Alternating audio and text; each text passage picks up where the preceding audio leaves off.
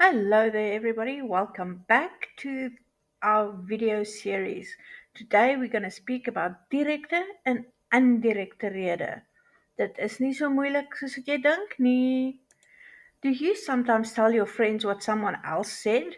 Maybe something like, maat gesê ons gaan pizza kry vanaand. Of, coach het gesê ek het die span gemaak. Well, guess what? You've already been using direkte en indirekte rede. Let's break it down. Wat is direkte rede?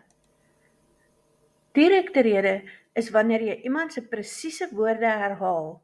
It's like quoting them word for word. Think of it like a TikTok duet.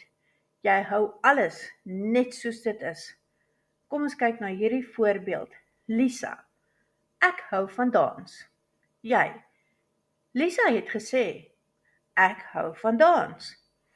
See? Easy. Jy gebruik net aanhalingstekens om die presiese woorde te wys. Indirekte rede is wanneer jy dieselfde boodskap gee, maar jy verander die sin effens. Think of it like adapting a YouTube video idea. You keep the main vibe, maar jy maak dit jou eie. Kom ons kyk na hierdie voorbeeld. Lisa: Ek hou van dans. Jy: Lisa het gesê dat sy van dans hou. Notice what changed?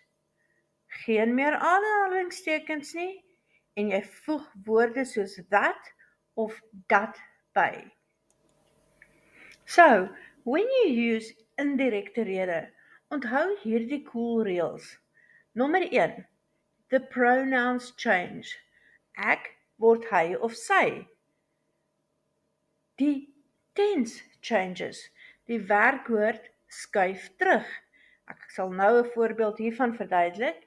En dan die laaste ene, die question words stay the same. Byvoorbeeld, wanneer is die sokkerwedstryd? Word hy vra wanneer die sokkerwedstryd is. So dit verander nie. Kom ons kyk na hierdie voorbeeld. Maak sê, ek het 10 kills in Fortnite gekry. In die direkte rede sê ons, Maak het gesê, ek het 10 kills in Fortnite gekry.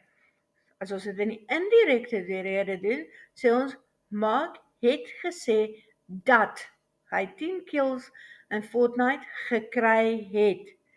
Sien, die dat, die hy en die het. Nog 'n voorbeeld. Sam sê, ek het 'n video opgelaai.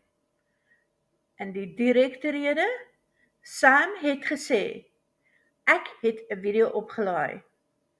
In die indirekte rede, Sam het gesê dat hy 'n video opgelaai het. And that's all there is to it. Now you're ready to use direkte en indirekte rede like a pro. Volgende keer as jy iets vir 'n vriend vertel, gaan jy dit reg doen. Maklik en cool. Go spread the word, direk of indirek. Tot volgende keer. Totsiens.